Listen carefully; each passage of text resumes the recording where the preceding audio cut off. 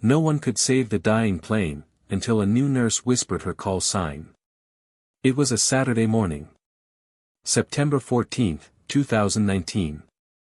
The kind of morning that feels ordinary in every possible way. The sun was coming up slow over Charlotte, North Carolina, painting the sky in soft orange and pink. The airport was already busy, families dragging rolling suitcases, business travelers walking fast with coffee cups in their hands, kids half asleep being pulled along by tired parents. The announcement boards were flickering with departure times. The smell of fresh bagels and burnt coffee was drifting through the terminal halls. Everything felt normal. Everything felt routine. At Gate B14, passengers were lining up to board American Airlines Flight 1844. Charlotte Douglas International to Seattle Tacoma International. A 5-hour flight across the country. An Airbus A321 sat on the tarmac outside, gleaming white in the early morning light, engines not yet started, ground crew moving around it like tiny figures beneath something massive and powerful. 203 passengers were about to get on that plane. Families heading to Seattle for vacations. Business travelers going to meetings they'd spent weeks preparing for. A retired couple taking their first trip west together. College students going back to school. A woman in her 60s visiting her grandchildren for the first time in 2 years. An 8-year-old boy clutching a stuffed animal, excited because he'd never been on a plane before. 203 people, each with their own story, their own reason for being there, their own life waiting for them on the other side of a 5-hour flight. None of them knew what was already happening inside that aircraft. None of them had any idea. In row 24, seat E, the middle seat, the worst seat on any plane, a young woman settled in quietly and carefully, the way people do when they're trying not to disturb the passengers on either side of them.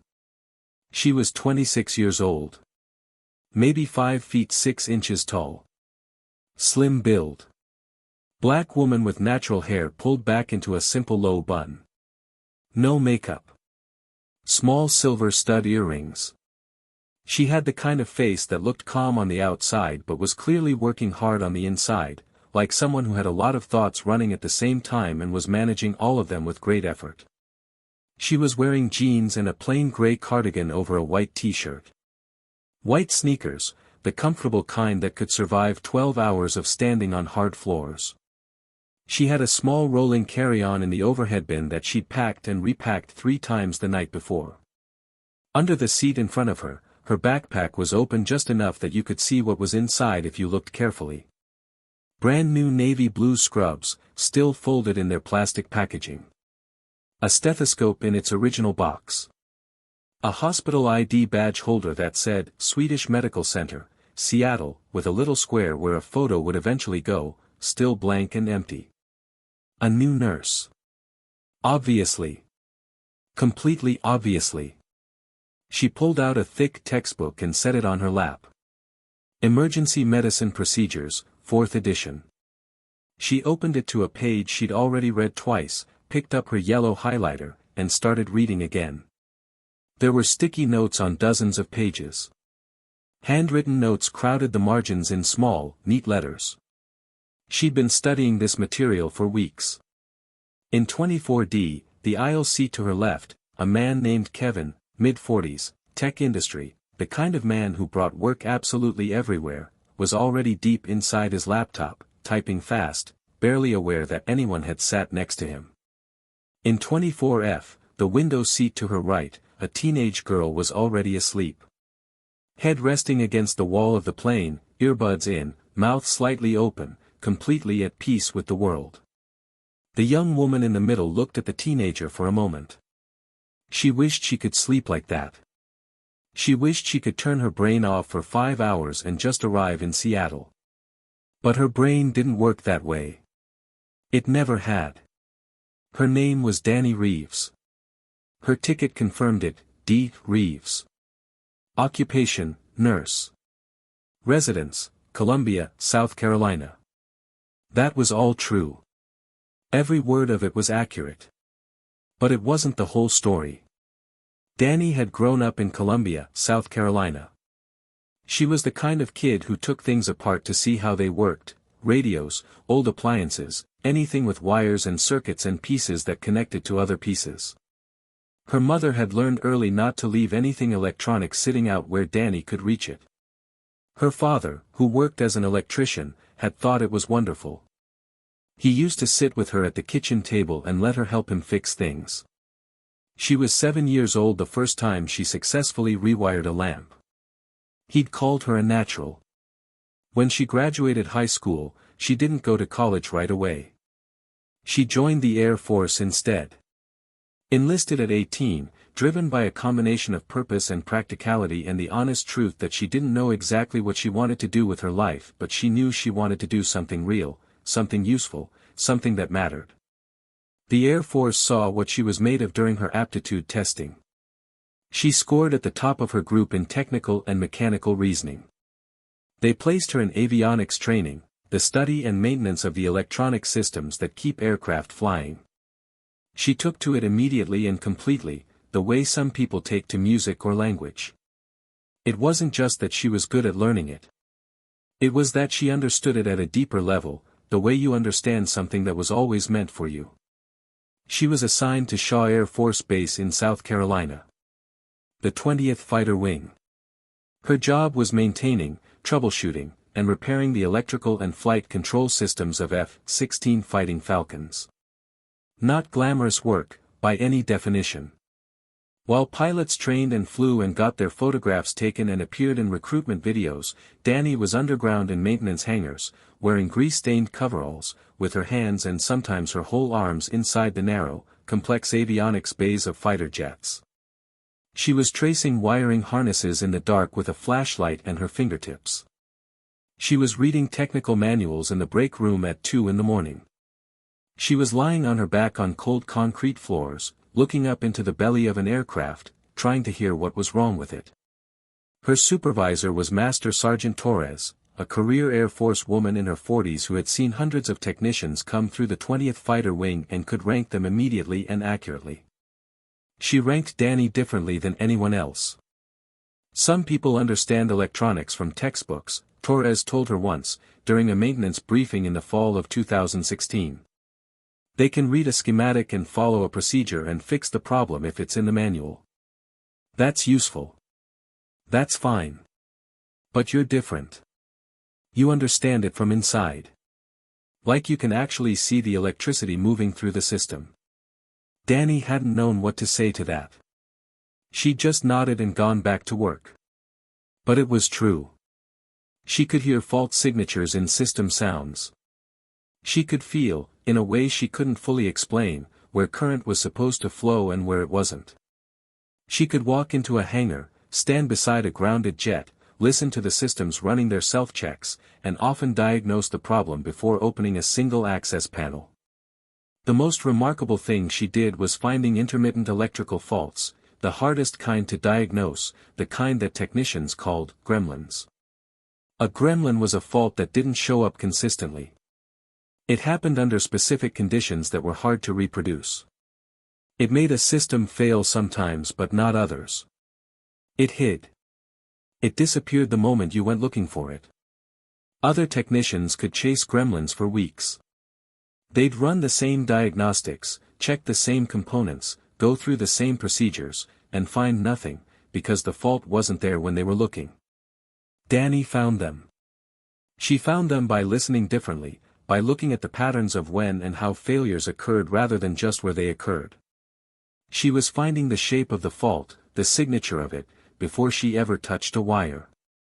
In 2017, an F-16 had been grounded for 3 weeks with an electrical problem that 6 different experienced technicians had failed to locate. The jet was becoming a serious problem, the squadron needed it operational, and nobody could fix it. Torres finally came to Dany and asked her to look at it. Dany walked into the hangar alone. She didn't bring a manual. She just walked around the aircraft slowly, listening, watching the instruments on the ground support equipment, checking the pattern of the faults. She stood still for a long time, just listening. Then she walked to the front of the aircraft, reached into a specific access panel, and put her hand on a specific component. Here, she said. It's the crossbus relay. The backup contact surface is intermittently failing under thermal load. It shows up when the system heats up. That's why you can't reproduce it cold. She had found it in 40 minutes. Torres submitted a formal technical commendation. The commendation ended up in military avionics channels that reached Boeing and other aerospace engineering firms. The story of the Shaw AFB technician who found the 3-week gremlin in 40 minutes became a small piece of professional legend in certain technical circles. And Dany got a call sign. Technicians didn't usually get call signs. Those were for pilots, a tradition rooted in the fighter pilot culture. But the 20th Fighter Wing bent the rule for her, because she had earned something that deserved a name. They called her Ghost Wire. The name came from what she did. She found the ghost in the wire. The fault nobody else could see. The invisible problem that was hiding inside the system, causing chaos without being found. Sergeant Torres explained it to a new group of technicians during orientation one morning. Ghost wire finds the ghost. If your jet has a problem nobody can solve, you call Ghost Wire and you wait. She'll find it. For 4 years, that was who Dany was. Ghost Wire, from the 20th Fighter Wing at Shaw AFB. The woman who fixed the unfixable. Then she left. Her enlistment was up in 2019 and she made the decision not to re-enlist. It surprised some people. She was good at her job in a way that was rare and valuable, and the Air Force would have been very happy to keep her. Torres had made that clear more than once. But Dany had been thinking for a long time about what she really wanted from her working life. She loved fixing aircraft. She loved the technical complexity of it, the puzzle solving, the satisfaction of finding a fault and solving it. But it felt distant to her, in a way she had trouble articulating. There were many steps between her and the person she was ultimately helping. She fixed the jet. The jet carried the pilot. The pilot flew the mission. The mission protected someone, somewhere, that she would never meet or know. She wanted less distance. She wanted to look at the person she was helping. She wanted to be in the room with them. She applied to nursing school at the University of South Carolina. She got in.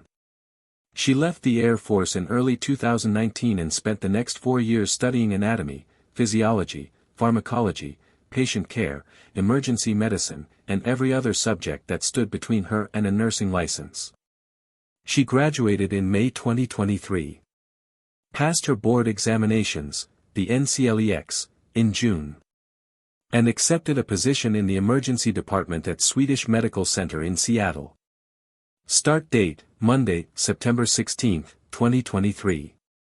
She was nervous in a way she hadn't been nervous since she was 18 years old and arriving at Air Force basic training.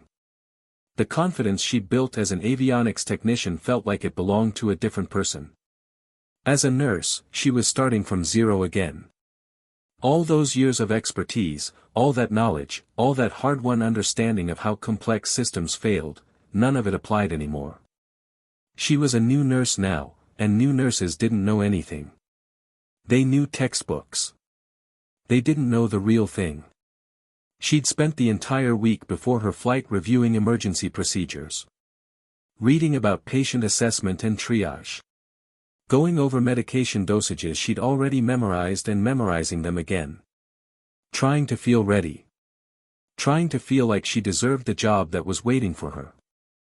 And she'd been trying, consciously and deliberately, to stop thinking like an avionics technician. That was her past. That was someone else. She was Dany Reeves, RN, and she was going to her first job at Swedish Medical Center, and Ghost Wire was a name that belonged to another life.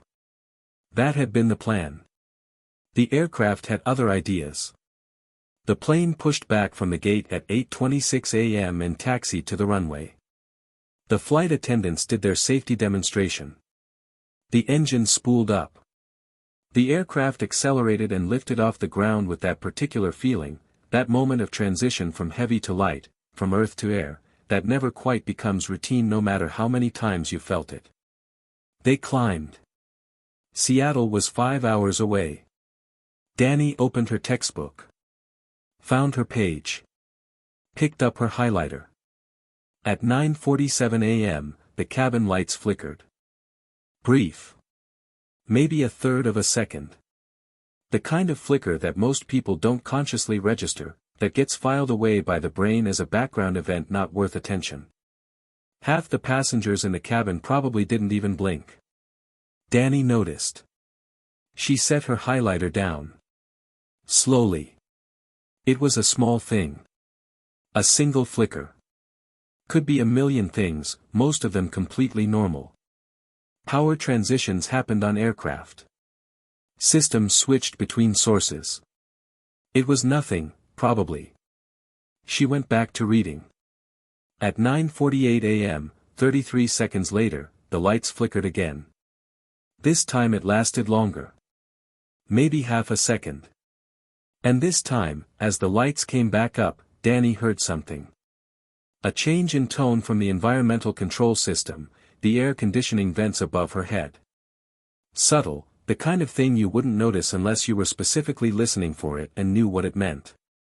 The tone dropped in pitch by maybe 10%. Dany's hands went still on her textbook. She was listening the way she used to listen in hangars. With her whole body.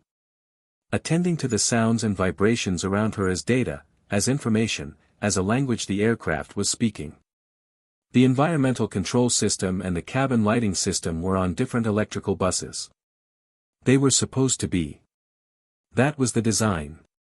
Each system had its own power supply, its own circuit, its own protection. If one bus had a problem, the others were supposed to be isolated from it.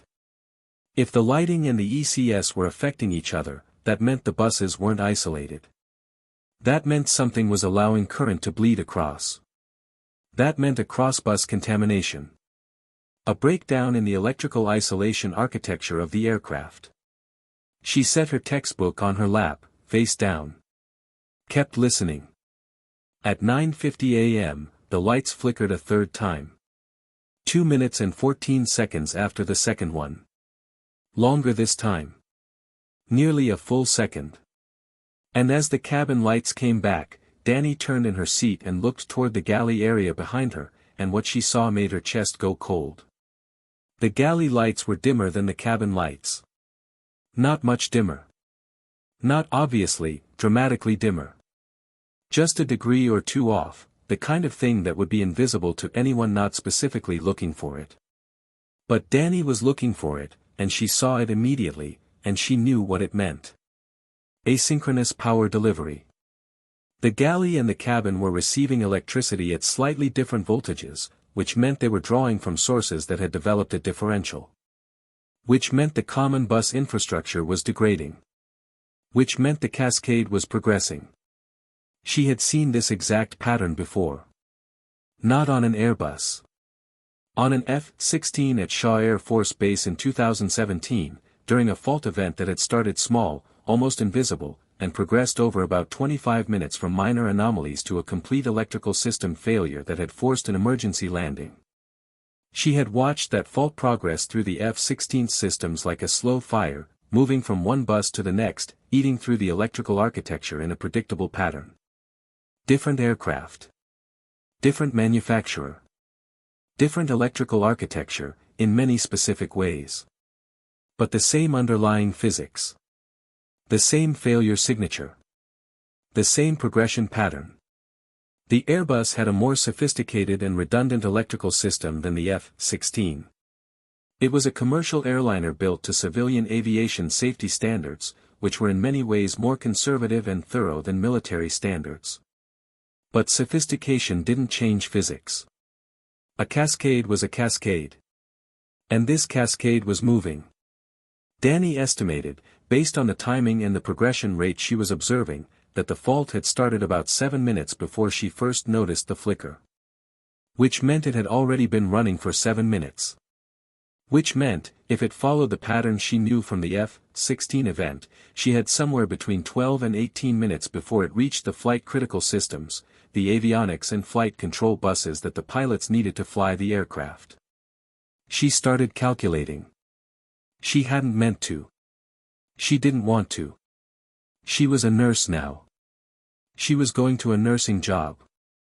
This was not her problem, and more importantly, it was not her area of expertise anymore, and she was 26 years old and she had no authority here and nobody was going to listen to a young woman in a cardigan who was reading a nursing textbook and had no credentials visible on her person and no good reason to be taken seriously. All of that was true. But 203 people were on this aircraft. And she knew what was happening to it. At 9:53 a.m., the seatbelt sign illuminated. By itself. Without any announcement. For 2 full seconds it burned bright and steady, and then it went dark again, with no explanation from the cockpit, no turbulence, nothing that would have caused a pilot to turn it on intentionally. The seatbelt sign was on the flight control bus. The cascade had reached the flight control systems. Dany unbuckled her seatbelt. Kevin in 24D looked up from his laptop. "Bathroom?" he said, shifting his legs to let her past. She didn't answer. She moved into the aisle and walked forward. The forward galley was behind the cockpit door. A flight attendant was working there, a woman in her late 30s with a professional smile and a name tag that read, Rosa. She was pulling small bottles of juice from a service cart and arranging them in a tray. She looked up when Dany approached, and her expression shifted into the automatic, practiced warmth that experienced flight attendants develop for passenger interactions. "Can I help you?"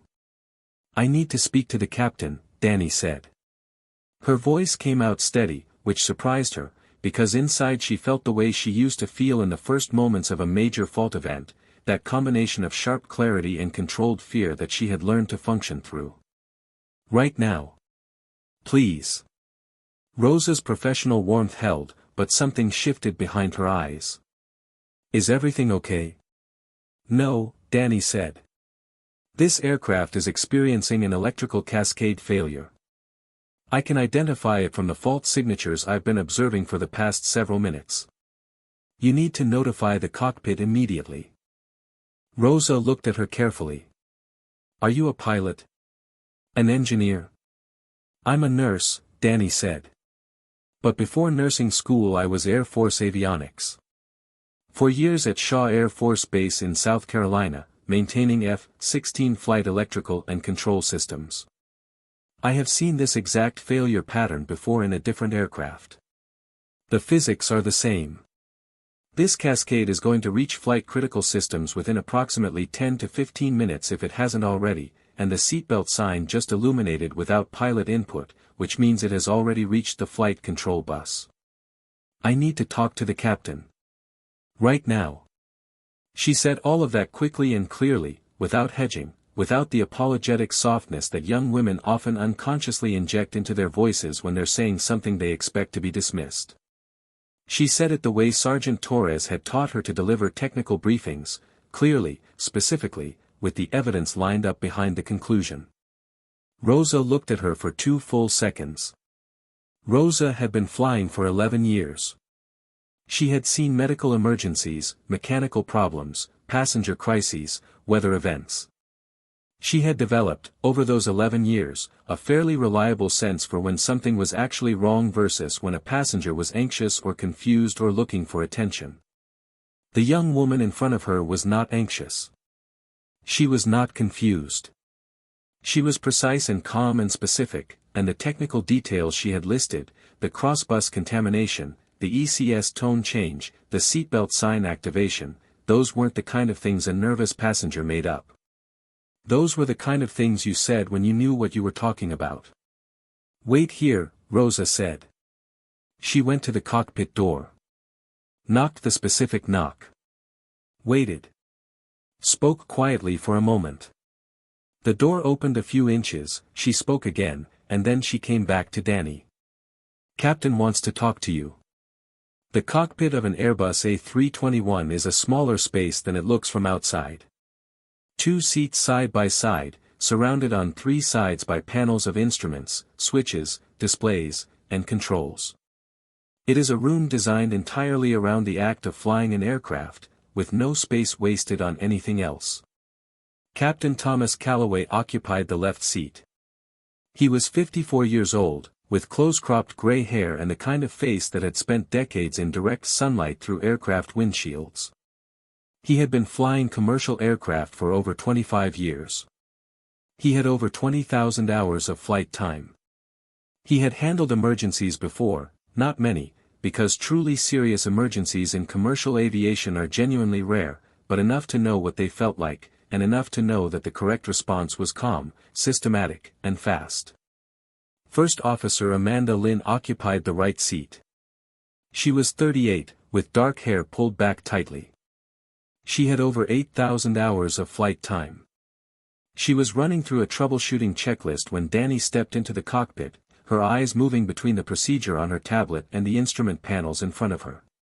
There were amber caution lights illuminated on the center panel. Not red, not yet, but amber, which meant caution, which meant something was wrong and needed attention. They had already noticed. Calloway turned in his seat and looked at Dany directly. He didn't look dismissive, but he looked the way experienced pilots look when a passenger enters the cockpit, attentive, evaluating, giving nothing away. "You're the passenger who's been observing electrical anomalies." "Yes, sir." She used "sir" automatically, the Air Force habit. "You have a cascade failure progressing through your electrical bus architecture. Based on the fault progression pattern I've been tracking since approximately 9:47 a.m., the failure originated in your utility bus system and has been moving through the primary and secondary buses. The seatbelt sign illuminated without input at 9:53 a.m., which suggests you've had cascade incursion into the flight control bus. At the current progression rate, you have approximately 10 minutes, possibly less, before primary flight system electrical feeds are affected." Calloway looked at Lynn briefly, then back at Dany. "How do you know this?" "Air Force Avionics. For years. F-16 electrical and flight control systems at Shaw Air Force Base. I've observed this fault signature before. Different aircraft architecture, but the same physics. You're military. What's your current status?" "I separated in 2019. I'm a nurse now. I'm traveling to my first nursing job in Seattle." She paused for half a second. "But the skills I'm using right now are from the Air Force, not nursing school." Calloway made the decision in about 2 seconds, which was about 1 second longer than he usually needed for decisions in the cockpit. He keyed his radio. "Dispatch, American 1844. We need Boeing technical support on the line immediately. We have a progressive electrical anomaly situation. Patch them through right now." While they waited for the patch through, Lynn briefed Dany on what she'd been seeing from the cockpit side, which caution lights had illuminated, in what sequence, at what times. Dany listened carefully. The sequence Lynn described was consistent with what she had observed from the cabin, and it confirmed the progression pattern she had mapped. The Boeing technical specialist came on the line 67 seconds later. His name was Paul Greer, and he introduced himself with the brisk efficiency of someone who dealt with in-flight technical emergencies professionally and was already pulling up the aircraft system telemetry as he spoke. "American 1844, I'm reading your system data now. You have anomalies across multiple buses. Captain, can you walk me through what you're experiencing?" Calloway described the symptom sequence. Paul asked specific technical questions. They went back and forth for several minutes, Paul running diagnostics from his terminal at Boeing Technical Support, Calloway and Lynn describing what they were observing in the cockpit, both of them working through standard troubleshooting procedures. Nothing cleared. Every step they completed, the systems confirmed, but the anomalies persisted and the cascade continued its slow progress through the electrical architecture. Paul ran alternative diagnostic approaches. He pulled up different schematics. He cross-referenced the symptom pattern against Boeing's technical database.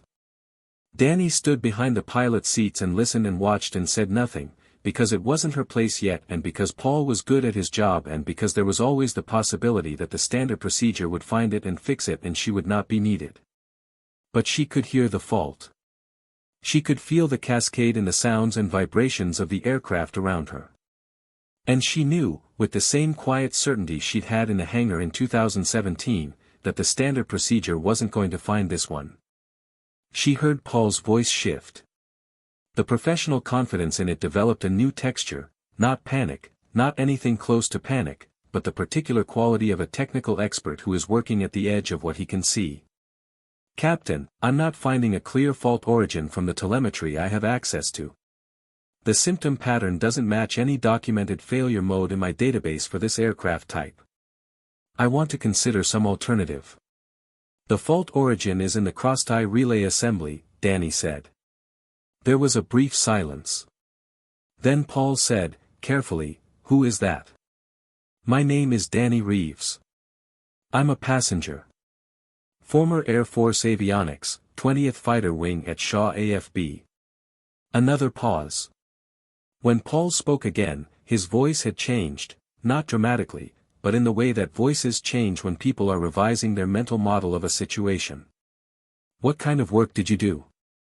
F-16 Electrical and Flight Control Systems.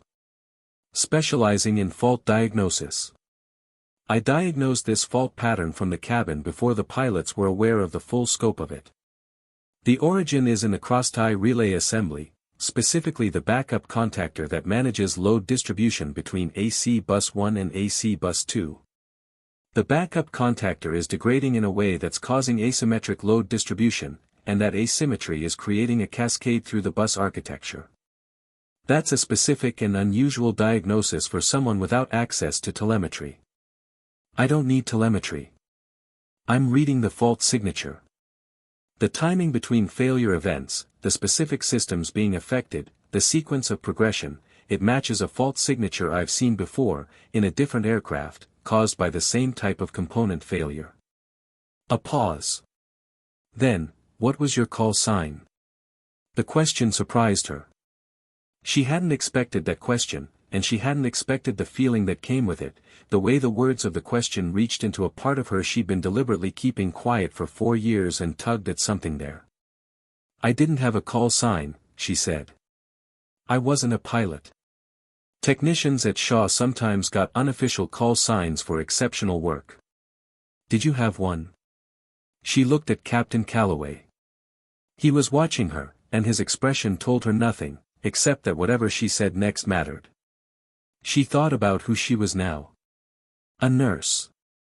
Dany Reeves, RN. Going to Swedish Medical Center. Starting over. The person she'd been trying to become for 4 years, and mostly succeeding.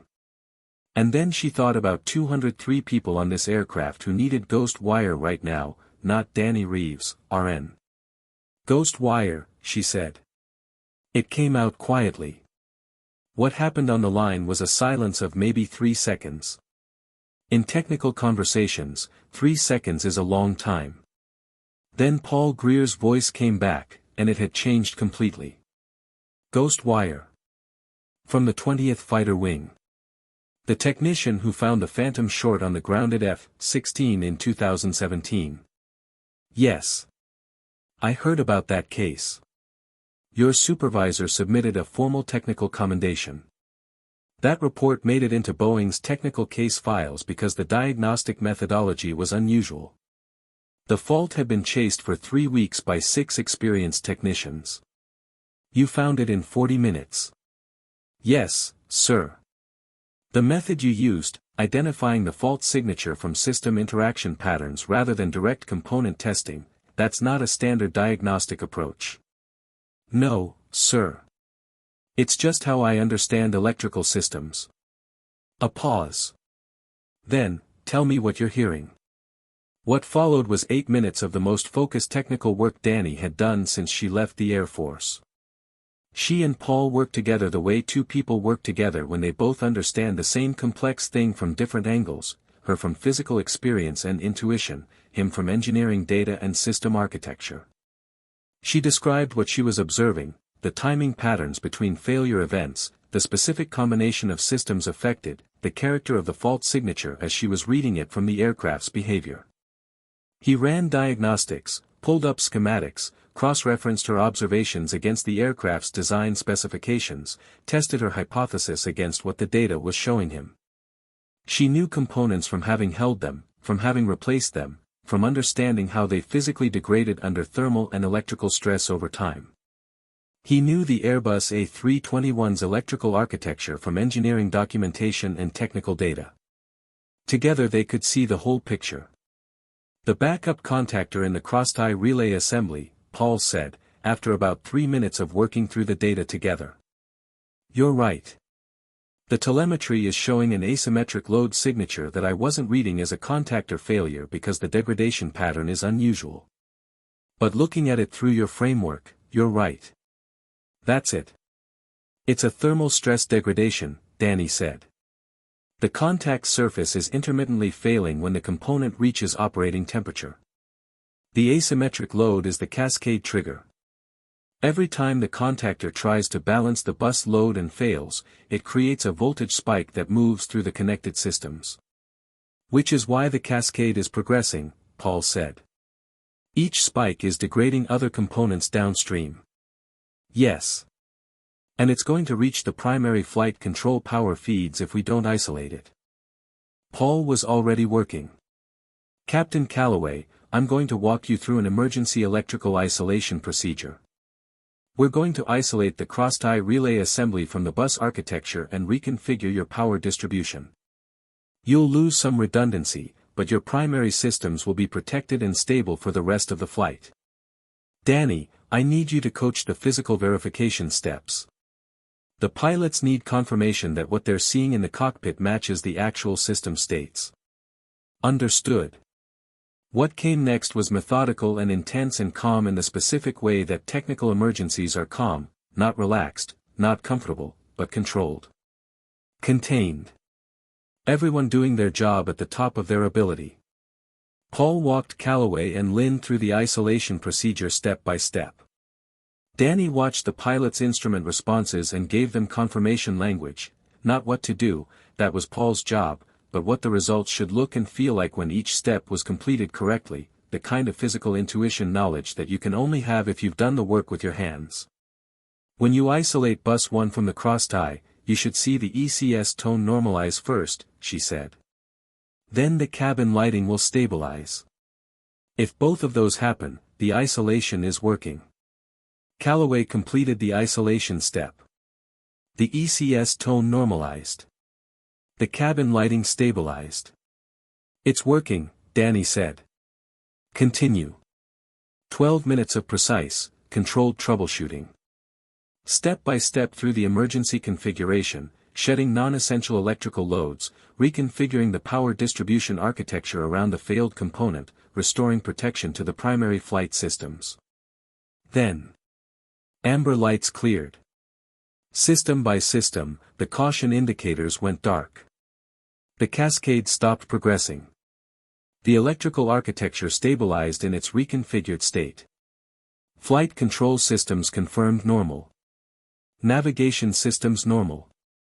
Everything that the pilots needed to fly the aircraft safely to Seattle was intact and functioning. Calloway let out a breath that he had been holding, it seemed, for the better part of 12 minutes. Systems are stable, Lynn confirmed, working through the verification checklist. Calloway turned in his seat and looked at Dany. Ghost wire, he said. You just saved this aircraft. Paul Greer's voice came through the cockpit speakers, quieter now. Dany, I want to ask you something. Yes, sir. You diagnosed a fault that I couldn't locate with full system telemetry and 20 years of Boeing engineering experience behind me. And you diagnosed it from the cabin of the aircraft, without instruments, without access to any data. How does someone do that? She thought about how to answer that for a moment. She thought about the hangar at Shaw AFB, and the F-16 she'd stood beside for a long time before she opened any access panel. She thought about what Torres had said, that she could see the electricity moving. Because I've held those components in my hands, she said finally. I've taken them apart and put them back together. I've replaced them when they've failed.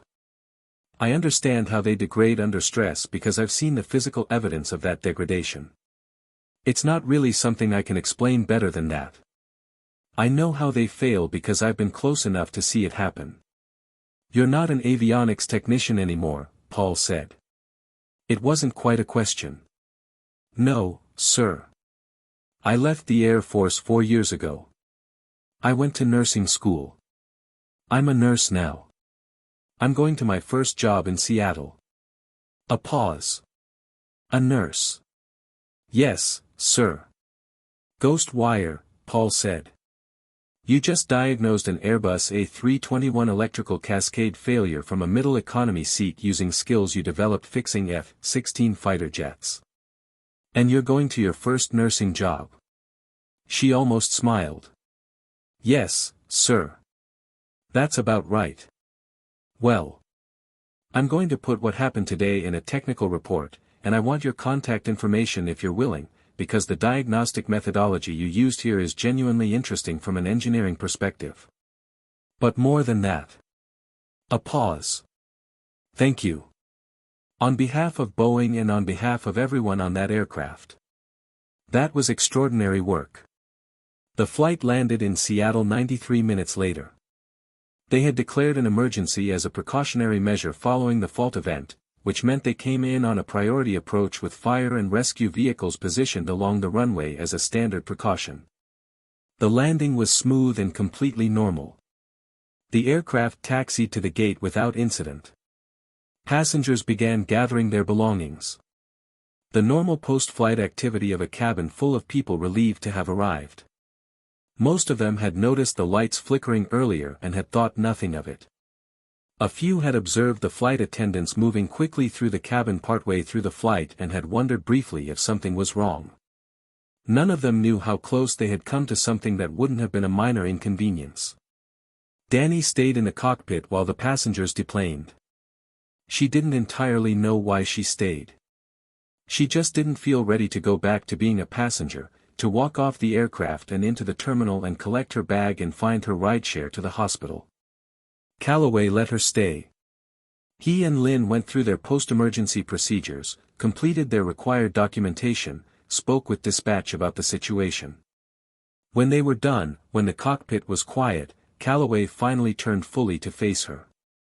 You left the Air Force to become a nurse, he said. Yes, sir. Why did you leave? He wasn't asking it as a criticism. He was genuinely curious. I wanted to be closer to the people I was helping, she said. Fixing aircraft felt too removed.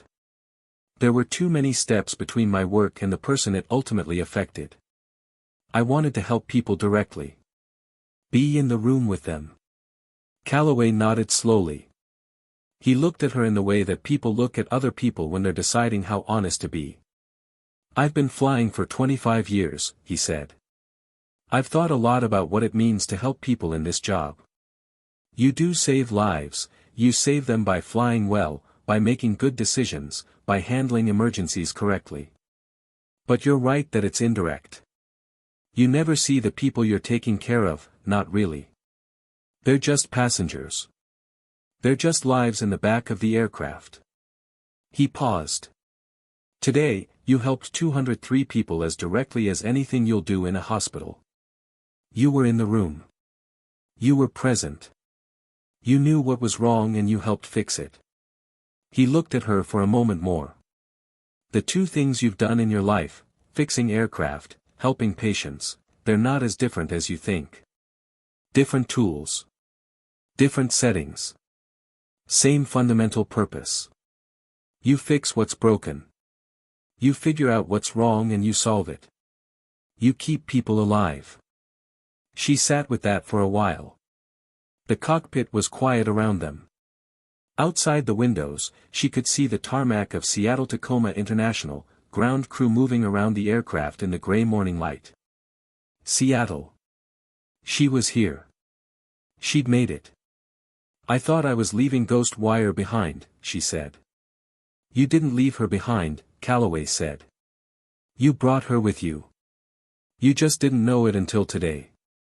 She walked through the terminal alone, pulling her small rolling carry-on, her backpack on her shoulders with the new scrubs and the stethoscope and the empty ID badge holder inside. She found a seat at a coffee shop near the baggage claim and ordered something and sat with it without drinking it for a while. She thought about the two people she'd been.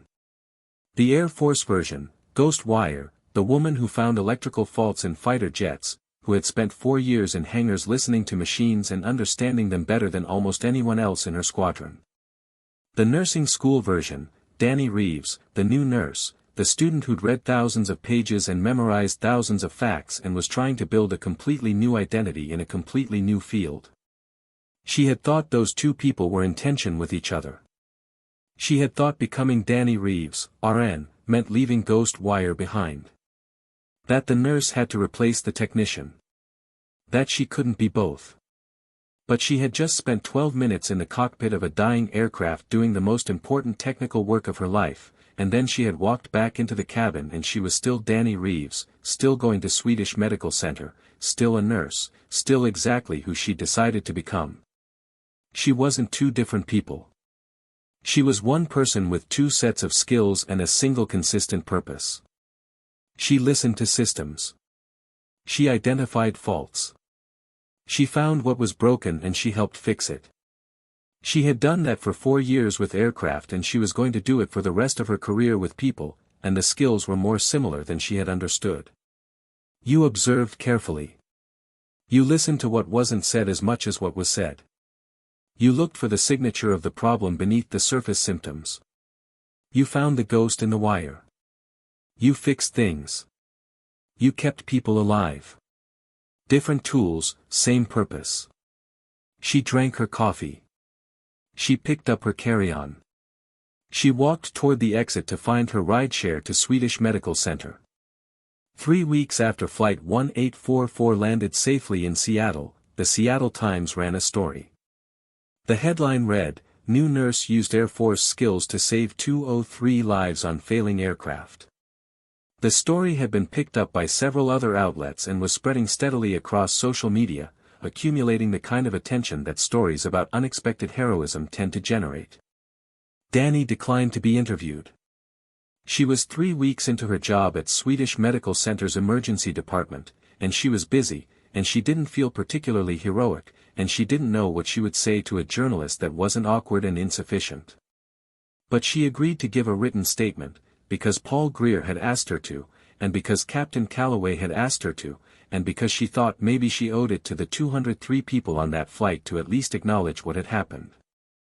She wrote the statement in the break room at Swedish on a Thursday afternoon, between shifts, on a piece of paper with a hospital pen. She wrote, "My name is Dany Reeves. I'm a nurse in the emergency department at Swedish Medical Center in Seattle. Before nursing school, I was Air Force avionics. For years. F-16 electrical and flight control systems at Shaw Air Force Base in South Carolina. My call sign was Ghost Wire. I found electrical faults in fighter jets that other technicians couldn't locate. I specialized in intermittent failures, problems that hid themselves, that only appeared under specific conditions, that left no trace when you went looking for them in the standard ways. I left the Air Force in 2019 because I wanted to help people directly. I wanted less distance between my work and the person it affected. I thought becoming a nurse meant leaving my Air Force skills behind. I thought Ghost Wire was a different person than Dany Reeves, RN. On September 14, 2019, I was traveling to my first nursing job when the aircraft I was on began experiencing an electrical cascade failure. I recognized the fault signature from my Air Force experience. I notified the crew. I worked with a Boeing engineering specialist to diagnose the fault origin. The pilots completed the isolation and reconfiguration procedures. The aircraft landed safely. All 203 passengers and 6 crew members were unharmed. I don't think what I did was heroic, exactly. I think it was what you're supposed to do when you know something that can help and the moment requires it. You don't get to choose which knowledge is relevant when a crisis comes. You use what you have. I thought I was 2 different people. An Air Force technician and a nurse. Ghost Wire and Dany Reeves. I thought I had to choose one. I was wrong. I'm one person. The same person I've always been. Someone who listens carefully, finds what's broken, and tries to fix it. I did that for aircraft. I do it now for patients. The tools are different. The purpose is the same. I'm Ghost Wire. I'm a nurse. And I think, finally, I understand that those two things were never in conflict. I'm exactly where I'm supposed to be. She folded the paper and gave it to the journalist. Then she went back to work. In the emergency department at Swedish Medical Center, Dany Reeves developed a reputation quickly. The other nurses noticed it first. When a patient came in with a confusing symptom picture, when the presenting complaint didn't obviously match any clean diagnosis, when the standard assessment wasn't revealing a clear answer, Dany had a way of stepping back and looking at the whole system. Not just the immediate symptom. The pattern of symptoms. The timing between them. The relationship between what was obviously wrong and what was quietly wrong underneath it. She found things other nurses missed. Not because she was smarter or better trained, but because she looked differently. She had spent 4 years learning to read the signature of a problem from its effects on surrounding systems, and she brought that same approach to patient care. The body was a system. When something was wrong in one part of it, the wrongness rippled outward. If you knew how to read the ripples, you could find the source.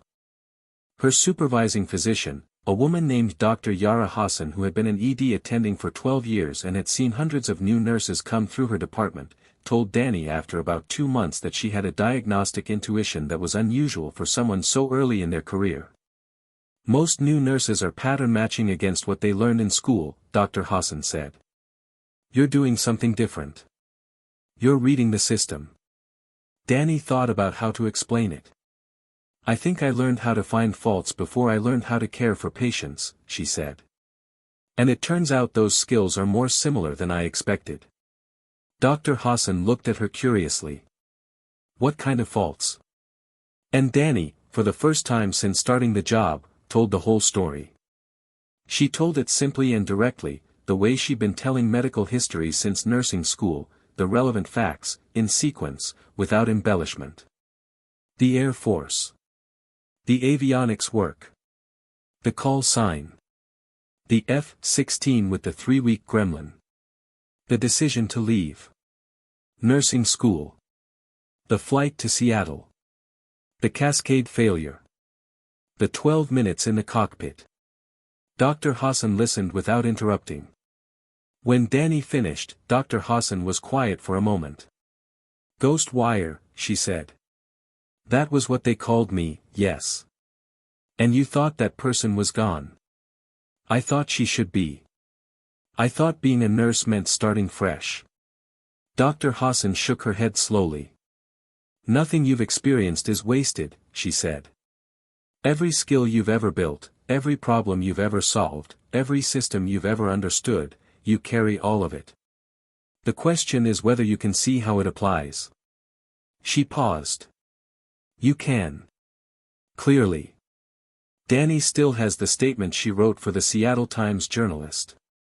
She keeps it folded in her wallet, not as a reminder of what she did on the aircraft, but as a reminder of what she understood afterward. She goes to work 5 days a week at Swedish Medical Center. She arrives early. She reads charts carefully.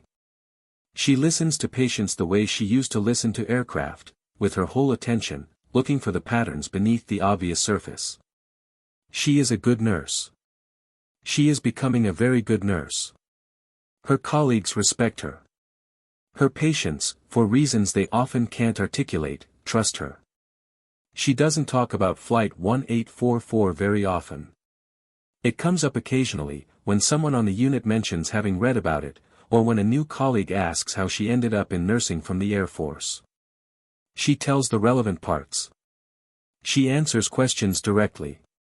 And then she goes back to work. Ghost Wire is not a name she uses. But Ghost Wire is not a person she left behind. Ghost Wire is how she listens. How she looks. How she finds the fault that nobody else noticed, in the system nobody thought to check, before it becomes the crisis that changes everything. Different tools. Same purpose. She's exactly where she's supposed to be.